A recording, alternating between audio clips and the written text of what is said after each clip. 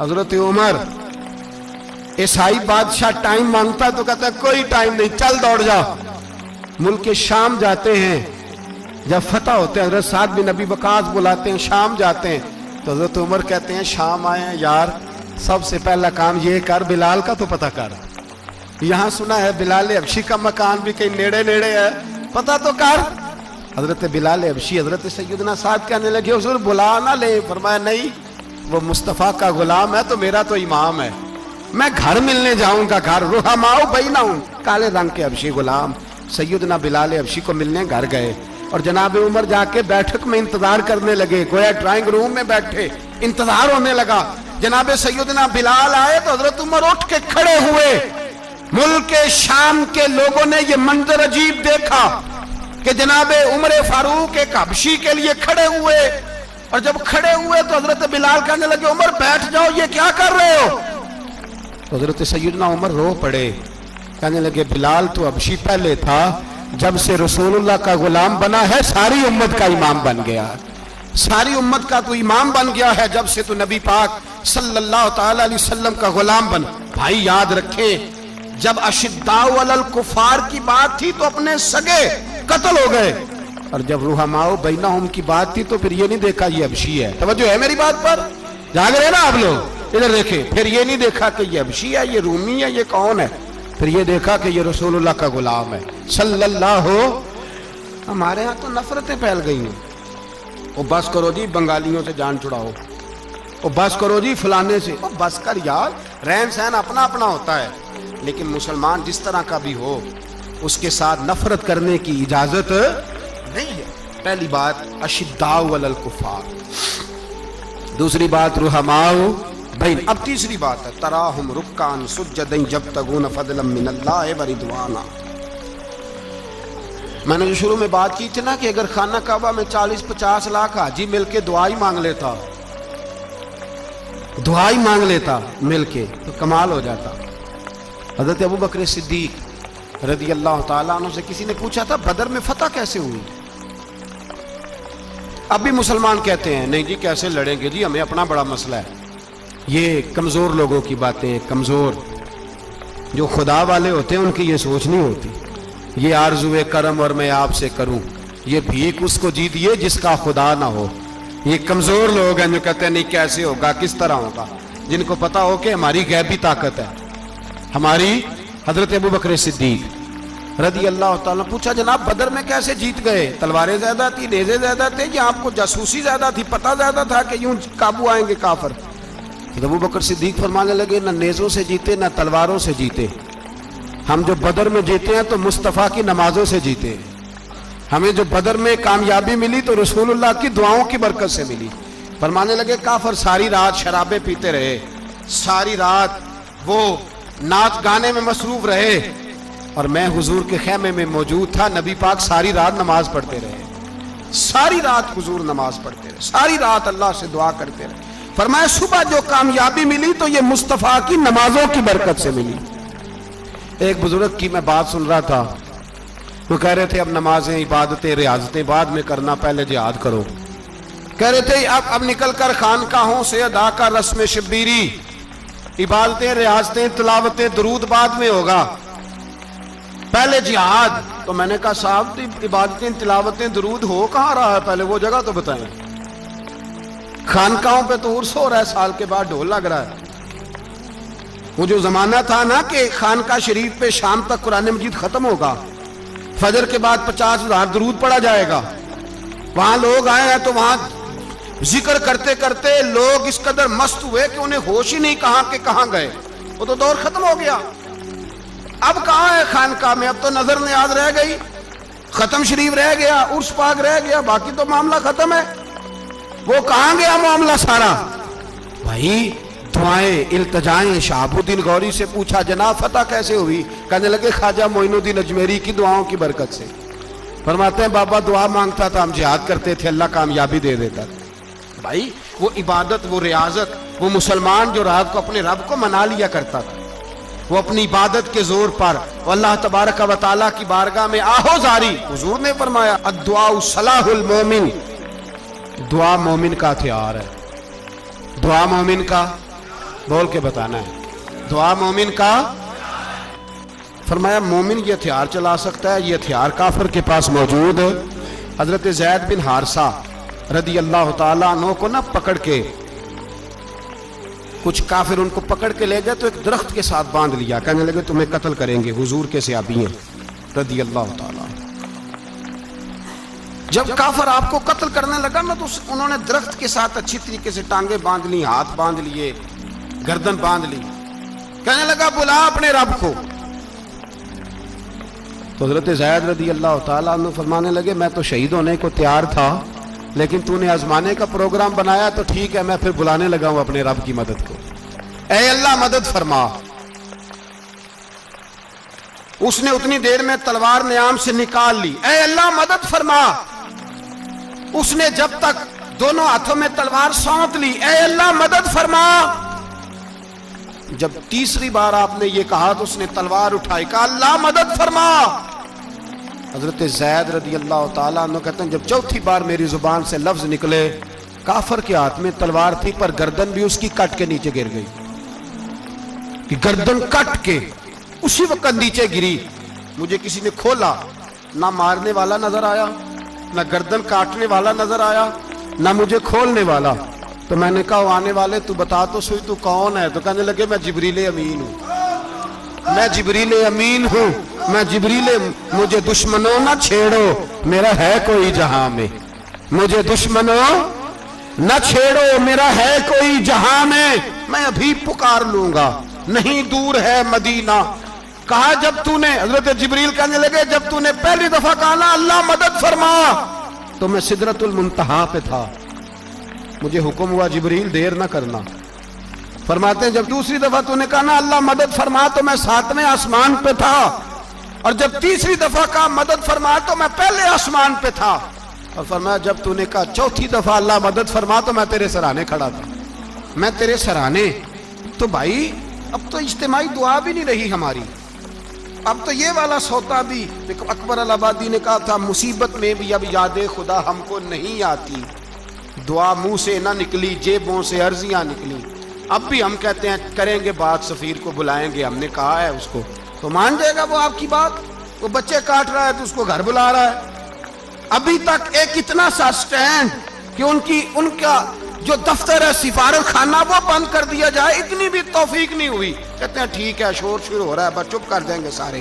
खुदारा ख्वाबे गफलत से उठो, बेदारी हासिल करो, और कुछ नहीं हो सकता तो खोल के दुआ तो मांगो उनके लिए दुआ तो मांगो। अल्लाह बड़ा करीम है, वो जब मदद करने पे आता है तो फिर बड़े बड़े काफिरों के मुकाबले में अपने बंदों की मदद फरमाता है। और मैं ये पैगाम देना चाहता हूँ आलमे कुफर को भी, याद रखें रब करीम जब मदद करने पे आए तो अकेले हजरत इब्राहीम और एक तरफ पूरी मिल्लत हो तो अल्लाह अपने खलील को बचा लिया करता है। रब करीम की रहमत कामिला जब फैसला कर लेती है तो फिर नमरूद जैसे सुपर पावर ताकत को रब करीम मच्छर से मरवा दिया करता है। अल्लाह तबारक व तआला, ये तो मुसलमान का दुआ वाला सौता ही, वो निकल कर खानकाहों से अदा कर रस्म शबीरी, ये तो तब होगा जब खानकाह के अंदर को जिक्र फिक्र इबादत हो रही हो, और जब वहां हाल ही कोई नहीं, वहां तो रक्सो सुरूर है, वहां तो बात झूठी तारीफें हैं, हर आदमी ने एक बंदा साथ रखा हुआ है तारीफें करने कराने वाला, तो मामला ही और हो गया है। मेरे भाई इबादत की लज्जत हजरत सैयदना उमर फारूक, सब बोलिए रदी अल्लाह ताला, हजरत उमर फारूक रदी अल्लाह ताला का मुबारक जमाना है। हजरत उमर ने फौज भेजी ईरान के हुक्मरान के साथ जिहाद करने। ईरान के बादशाह ने 2 ईसाई जासूस भेजे, कहने लगा जरा पता तो करो मुसलमानों का रात का तरीका क्या है, मैं साफ बंदी कराता हूँ। वो सारी रात साफ बंदी कराता रहा। 2 जासूस आए मुसलमानों की मालूमात करने, मालूमात करके जब वापस गए तो हजरत उमर फारूक रदी अल्लाह ताला अन्हु के सिपाहियों को देखा, गौर से पलटे तो बादशाह कहने लगा क्या हाल देख के आए हो? कहने लगा सारे मुसल्ले पे बैठे हुए हैं, जितने घंटे हम वहां रहे हैं मुजाहिदीन मुसल्ले पे रहे, यूं लगता है जैसे उनका दुनियादारी से कोई ताल्लुक। और कहने लगे बादशाह कोई ऐसी ताकत है जिसको वो बुला रहे थे, कोई ऐसी कुव्वत है जिसको वो पुकार रहे थे। ہمیں بھی وہاں کھڑے ہو کے محسوس ہوتا تھا کہ ہاں کوئی ہے جو آ جائے گا ان کی مدد کے لیے، کوئی ہے جو پہنچے گا ان کی مدد کرے گا۔ ایران کا بادشاہ کہنے لگا مجھے سمجھ آ گئی ہے، وہ جسم کی طاقت سے ہی نہیں لڑتے، وہ کوئی غیبی طاقت ہے جس سے وہ لڑتے۔ بھائی وہ غیبی طاقت بھی تو ہمارے پاس ہم نے ناراض کر لیا نا، وہ بھی تو نہیں نا، مسجد کا رخ بھی تو کوئی نہیں۔ اور میں نے پچھلے جمعے بھی کہا تھا، پھر کہتا ہوں، وہن ہو گیا امت کو۔ نبی پاک نے فرمایا امت کو وہ کیا ہے، دنیا سے محبت ہو گئی ہے، موت سے کراہت ہو گئی، وہن ہے۔ صحابہ کرام کو موت سے بڑا پیار تھا، موت سے بڑی محبت کر، ہماری طرح نہیں، وہ کہتے تھے مریں گے تو منو مٹی، تو وہاں ٹھیک ہے عذاب قبر حق ہے، لیکن میں کہا کرتا ہوں سالوں کے بعد جو پردیس سے ماں کے پاس آئے، ماں اسے عذاب نہیں دیتی، اس کا ماتھا چوما کرتی ہے۔ اور بھائی جو رب کریم کی بارگاہ میں جائے گا، تیرا کیا خیال ہے، گل سڑ جائے گا؟ مدینے والے حبیب نے فرمایا قبر المومن روضۃ من ریاض الجنہ، فرمایا میرا مومن جب قبر میں جاتا ہے تو اللہ جنت کے سارے دروازے کھول دیتا ہے، وہ تو اللہ کی رحمت میں پہنچتا ہے۔ کون کہتا ہے مومن مر گئے، وہ تو قید سے چھوٹے اپنے گھر گئے۔ کون کہتا ہے قبر میں عذاب ہے تو صرف عذاب ہی ہے، ہاں مجرم کو سزا ملے گی، لیکن مومن ہمیشہ جہنم میں، وہ بالآخر جنت میں جائے گا، بالآخر جنت میں جائے گا۔ اور کسی درویش نے بات کی، وہ کر کے چلے گئے، بر کمال ہی کر گئے، کہنے لگے دوزخ میں تو کیا، میرا سایہ نہ جائے گا، کیونکہ رسول پاک سے دیکھا نہ جائے گا۔ نبی پاک سید عالم علیہ السلام کے غلام تو دیکھو نا، ساری زندگی عمر فاروق بخاری پڑھو تو صحیح، ساری زندگی عمر ہر نماز کے بعد کہتے تھے اللہم ارزقنا شہادت فی سبیلک، اللہ بسترے پہ موت نہ دینا، موت مجھے شہادت کی دینا۔ حضرت سیدنا مولا علی شیر خدا کرم اللہ تعالیٰ وجہ الکریم ساری زندگی کہتے رہے اللہ علی نے میدان میں عمر گزاری ہے، اسے شہادت کی موت عطا فرما۔ او بھائی یہ تو شہادتیں مانگنے والے۔ حضرت امام حسین میدان کربلا میں کھڑے تھے، شمر کہنے لگا حسین تیری چاروں جانب موت ہے، تو آپ فرمانے لگے تجھے ابھی ہمارا پتہ ہی نہیں، موت سے تو ہمارا پیار چلتا ہے، اور فرمایا یہ شہادت تو ہمارا پیچھا کرتی ہے، پہنچ جاتی ہے جہاں ہم ہوتے ہیں، موت سے ڈر آ رہا ہے۔ مسلمان کا مرنے کو دل نہیں کرتا، ورنہ وہ اتنی بڑی کوٹھی میں کون رہے گا؟ مرنے کو دل اس لیے نہیں کرتا کہ وہ جو 6 کروڑ 10 کروڑ ڈالر لوٹ کے رکھے ہیں، مر گئے تو کھائے گا کون؟ وہ فقیر فاقہ مست تھے، ان کا گھر ہی کوئی نہیں تھا، ان کے بینک بیلنس ہی کوئی نہیں تھے، وہ کہتے تھے گھر ہمارا ہے وہ جو ہمارے رب نے تیار کیا ہوا ہے، ہمارا بینک بیلنس ہے وہ جو ہمیں جنت میں جا کے ملے گا۔ ان کا تو یہ کھاتا ہی کوئی نہیں تھا، اس لیے وہ شہادت کی۔ حضرت عمر بن جموع رضی اللہ تعالیٰ عنہ میدان احد میں 4 بیٹے لے کے آئے۔ کتنے بیٹے؟ بول کے بتائے۔ 4 بیٹے لے کے عمر بن جموع آئے، اور خود ایک ٹانگ سے لنگڑے سے آپی ہیں، ٹانگ چھوٹی ہے، حضور کے سامنے کھڑے ہوئے کہا محبوبہ میرے 4 ہی تھے، میں 4 ہی لے آیا ہوں، قبول کر لیں۔ تو حضور نے فرمایا تو کیوں تلوار اوڑے آیا ہے، یہ تو نے کیوں گلے میں اسلحہ ڈالا ہوا ہے؟ کہا یا رسول اللہ میں نے بھی تو جانا ہے نا۔ تو حضور نے فرمایا 4 بیٹے جو ہیں۔ تو حضرت عمر بن جموع نے بات کی، صحابہ کہتے ہیں ہم لبوں سے مسکرا رہے تھے، آنکھوں سے رو رہے تھے، کیا عجیب انداز ہے۔ حضور نے فرمایا عمر 4 بیٹے جو آ گئے تو رہنے دے۔ تو حضرت عمر رو پڑے، کہنے لگے محبوبہ کیا لنگڑے جنت میں نہیں جائیں گے؟ کیا حضور میں لنگڑا ہوں تو میرے لیے جنت کوئی نہیں؟ میرے حبیب پاک سید عالم صلی اللہ علیہ وسلم نے فرمایا عمر تو ضرور جنت میں جائے گا۔ کہا محبوبہ پھر بچے بعد میں جائیں گے، میں پہلے میدان میں جاؤں گا۔ ایک بی بی 4 بیٹے لے کے آئی احد میں، کہا محبوبہ کل کمائی تھی میں لے آئی ہوں، میرے پاس کوئی اور شے ہوتی تو میں بچا کے نہ رکھتی، بیٹے دے کے نا حاضری لگوا کے تو واپس دروازے پہ لے گئی۔ تو حضرت سیدنا عبداللہ ابن عمر فرماتے ہیں بی بی بول رہی تھی تو میرا جذبہ جہاد بڑھ رہا تھا، اپنے بیٹوں کو کہنے لگی میں تمہیں حضور کے پاس چھوڑ کے جا رہی ہوں، جب تم میدان میں گرو گے تو میں تمہیں دیکھنے آؤں گی، دیکھنا تمہاری پشت پہ کوئی زخم نظر نہ آئے، جتنے تیر کھانے ہوئے سینے پہ کھانا، اتنے تلواروں کے نیزوں کے زخم برداشت کرنے ہوئے یہاں کھانا، پشت پہ زخم نظر نہ آئے۔ حضرت عبداللہ ابن عمر فرماتے ہو بی بی کی گفتگو میرا جذبہ جہاد بڑھا رہی تھی۔ ایک بی بی 3 سال کا 4 سال کا بیٹا لیے رو رہی ہے، احد کا دن ہے، سہیلیاں پوچھتی ہیں تو کیوں روتی ہے؟ وہ کہتی ہے دیکھو میرا خامد بھی بدر میں شہید ہو گیا، भाई और बाप भी। दिल करता है कोई जवान बेटा होता तो आज मुस्तफ़ा के साथ उसे ही भेज देती। कोई जवान मेरे पास है ही 3 साल का, तो क्या करूं? 3-4 साल का बच्चा क्या करेगा? पता नहीं क्या दलील आई। अचानक उठी, बेटे को सीने से लगाया, कपड़ा डाला, मस्जिद नबवी पहुंच गई। हजरत बिलाल कहते हैं मुझे मिली, कहने लगी बिलाल मुझे पता है हुजूर तैयारी करा रहे हैं जंग की, पर 2 मिनट अगर मेरी मुलाकात हो जाए। बिलाल हबशी कहने लगे हुजूर हम एक बीबी जिद कर रही है। हुजूर बाहर आए, कहने लगी हुजूर मैं फलां की बेटी, फलां की बहन, फलां की बेवा हूँ, मैंने बदर में 3 शहीद दिए हैं, अब मेरे पास ये 3 साल का लाल ही बचा है, बड़ा फख्र है मेरा। लोग मुझे शहीद की बेवा, शहीद की बेटी, शहीद की बहन करते।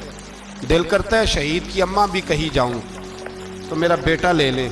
सैयदना बिलाल कहते हैं हुजूर मुस्कुराए, कहने लगे ये 3 साल का नौनिहाल क्या करेगा? कहते हैं अम्मा का अजीब जज्बा है। कहने लगी महबूबा सुना है असला भी थोड़ा ही है, ढालें ज़्यादा कोई नहीं, मेरा बेटा साथ रख लें, जब आपकी तरफ कोई तीर आया ना तो मेरा बेटा ढाल के इसको ढाल बना के आगे कर देना। महबूबा ढाल तो बानी सकता है ना।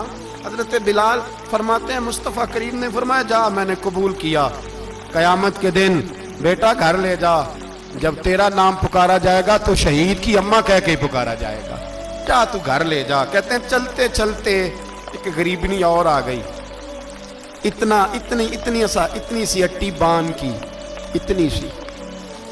बिलाल हुजूर से मुलाकात हो जाएगी। नबी पाक आ गए, कहा महबूबा ये गलबा इस्लाम में मेरा भी हिस्सा डाल ले। हुजूर ने फरमाया ये क्या है? कहने लगी हुजूर खामन फौत हो गया, औलाद अल्लाह ने बेनियाजी से दी नहीं, सवेरे चरखा काट के रिज़्क़े हलाल खाती हूँ, मेरे पास ना ये इतना सा बान है, एक घोड़े की लगाम बन जाएगी। महबूबा हिस्सा तो डाल जाएगा ना दीन के लिए, मेरी कबूलियत हो जाएगी। मेरे हबीब ने हाथ उठाए और दुआ मांगी, कहे अल्लाह जितना तू मैदान के मुजाहिदों को अजर अता फरमाए उतना इस गरीबनी को भी अता फरमा, उतना इसे भी देना। भाई ये जज्बे थे, ये रंग था उम्मत मुस्लिमा का, इसलिए काफिर घर में बैठ के कांपा करता था। अब उसे पता है ये एसी वाली कार से नहीं निकल सकते, उसे पता है कि हमने इन्हें बोतल पे लगा दिया है, अब ये पेप्सी मरिंडा और ये पी के खाने के साथ तो ये मस्त रहते हैं, अब ये नहीं निकल सकते घर से, हमने इन्हें उन चीजों पे लगाया है जो इनके वजूद को खोखला कर रही, अब कैसे मैदान में निकलेंगे? वो इसलिए नहीं डरता कि वो तेरी आसाइशों, तेरी जिंदगी में आने वाली सहूलतों से आशना है। मौत बिस्तर पे भी आ जाती है, लेकिन जिसको मैदान में आती है वो सारी जिंदगी जिंदा रहता है, वो सारी जिंदगी जिंदा रहता है। भाई मरना तो है, लेकिन अगर जिंदगी दीन के काम आएगी तो अमर हो जाओगे, बच जाओ। हमें रंग दिया है कुरान पाक ने, मुहम्मदुर रसूलुल्लाह वल्लज़ीना मअहू अशिद्दाउ अलल कुफ़ार रुहमाउ बैनहुम।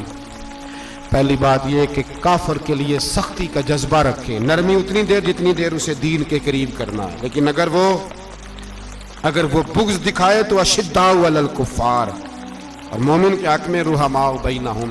और फिर फरमाया मदद भी मांगो, तराहुम रुक्कान सुज्जदन यब्तगून फदलन मिनल्लाहि व रिदवाना, रुकू करो, सजदे करो, मदद मांगो, और ज़िंदगी से प्यार न करो इसलिए कि जाना तो है, जब वक्त आए तो फिर शहादत से प्यार करो, फिर सामने खड़ी जन्नत से प्यार करो। अल्लाह की बारगाह में ये इल्तिजा है, अल्लाह आलम इस्लाम के जवानों के दिलों में हज़रत सैयदना इमाम हुसैन के जज्बों की खैरात अता फरमाए। आखिर दावाना अनिल। शाह किसरा ने ना अपने बच्चे को, बेटे को, जब एक ही उसका बेटा था तो उसके दिल में ये ख्याल आया कि मैं इसे उलूम व फ़नून सारे सिखाना चाहता हूँ। उसने अपने बेटे को घोड़सवारी भी सिखाई, तीरंदाजी भी सिखाई, सियासत भी सिखाई, फ़न हर्ब व ज़रब भी सिखाया। फिर ख्याल आया कि मेरा बेटा कुछ इखलाक भी सीखे, दीनदारी भी सीखे। एक दरवेश थे शेख हसन, उनसे कहा कि हज़रत मैं चाहता हूँ कि मेरे बेटे को घर आके पढ़ा दिया करें। समझ है मेरी बात पर? मेरे बेटे को तो हज़रत फरमाने लगे कि अगर तेरे बेटे ने पढ़ना है तो मैं नहीं घर आऊँगा, वो मेरे घर आएगा। تو وہ کہنے لگا حضور میں بھی دیکھ ہی رہا تھا, مجھے بھی ایسا خوددار عالم ہی چاہیے تھا, خوددار عالم چاہیے. بہرحال حضرت کے گھر وہ پڑھنے جانے لگا تو مسلسل 6 سال وہ طالب علم پڑھنے گیا, اور عام طالب علموں کے ساتھ اس شہزادے نے بیٹھ کر تعلیم حاصل کی. جب تعلیم اس کی مکمل ہو گئی, وہ مکمل طور پر فارغ ہو گیا, فنون اس نے پڑھ لیے, علم و ادب اس نے سیکھا, اخلاقی باتیں اس نے سیکھی, دین کے حوالے سے ضروریات سے حضرت نے اس کو آگاہ کیا.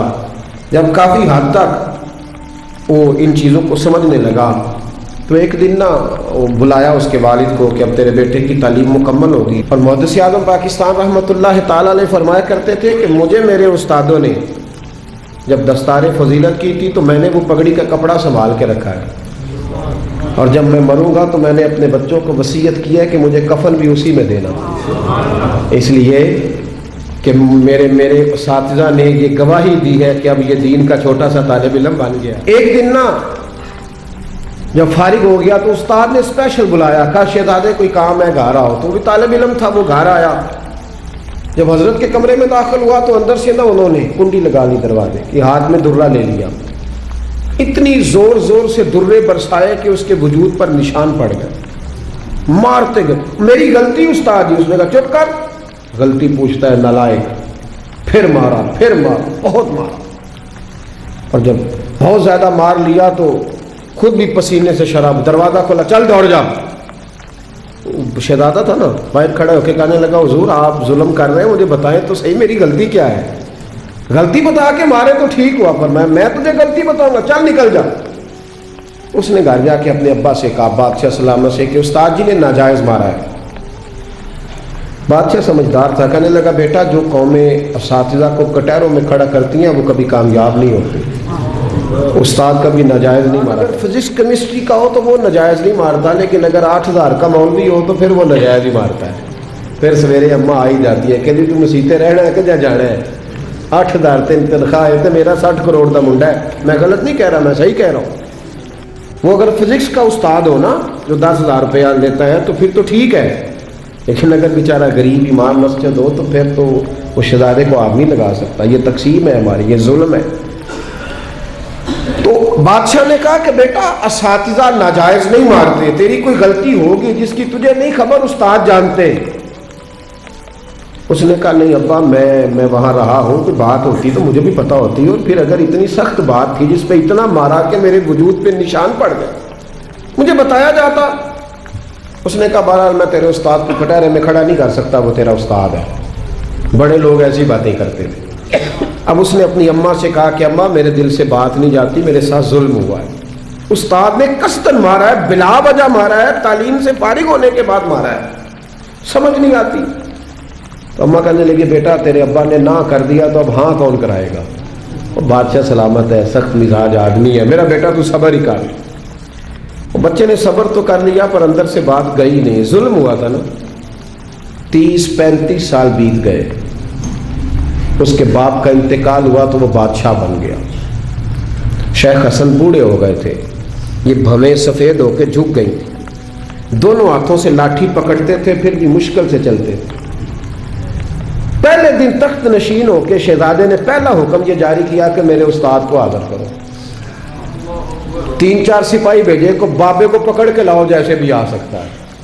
لے آئے, حضرت کو لا کے جب صاحب نے کھڑا کیا تو کہا استاد جی ناراض نہ ہونا, بوڑھے ہیں کمزور ہیں, شک کوئی نہیں, پر میں کیا کروں, آج بھی دردیں اسی طرح میری تازی ہیں, سوچتا ہوں تو پھر مجھے اسی طرح جلن محسوس ہوتی ہے, بتاؤ کیوں مارا تھا. تو شیخ حسن رو پڑے, کہنے لگے بیٹے بس اللہ سے میں نے دعا کی تھی کہ اس دن کے لیے مجھے زندہ رکھے, وہ دن آ گیا, میں نے آج کے دن کے لیے تجھے مارا تھا, بس آج جو دن آیا اسی لیے مارا تھا. کہا حضور کیا مطلب. اب فرمانے لگے کتنی دیر ہو گئی تجھے مار پڑے ہوئے. کہا 35 سال. آج کیوں بلایا ہے, بھولا تو نہیں نا 35 سالوں میں. کہا حضور نہیں بھولا, تو آج کیوں بلایا. کہا میں آج صاحب اختیار ہوا ہوں تو بلا لیا. تو آپ فرمانے لگے بیٹے مجھے پتا تھا ایک دن تو بادشاہ بنے گا, اس لیے تجھے مارا تھا. ناجائز نہ کسی کے ساتھ ظلم کرنا. اگر تجھے 35 سال نہیں نہ بھولا تو جس کے ساتھ تو ظلم کرے گا اسے بھی قیامت تک نہیں بھولے گا. اور فرمایا آج تو با اختیار ہوا ہے تو نے مجھے کٹہرے میں بلا لیا ہے، قیامت کے دن اللہ سارے مظلوموں کو با اختیار کر دے گا، سارے مظلوم با اختیار ہوں گے اور سارے ظالم کٹہروں میں کھڑے ہوں گے، پھر تجھ سے ایک ایک بات کا حساب پوچھیں گے۔ شہزادہ کھل کے رویا، استادوں کی دست بوسی کی، تحائف دیے، کہنے لگا رب آپ کا بھلا کرے، آپ نے مجھے صرف علم نہیں سکھایا، تجربہ کر کے مجھے آپ نے علم محسوس کرنا بھی بتا دیا، مجھے احساس ہو گیا کس طرح کر کہ بھئی یہ نہیں بھولا کرتا، آپ یقین کریں یہ نہیں بھولتا۔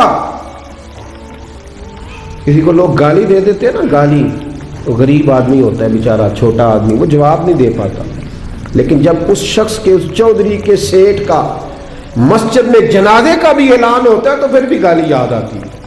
ہاں یہ نہیں بولتی، کیا کرے، ظلم جو کیا ہے، غلط گالی جو نکالی، لوگ جنازہ پڑھنے تک چلے جاتے ہیں۔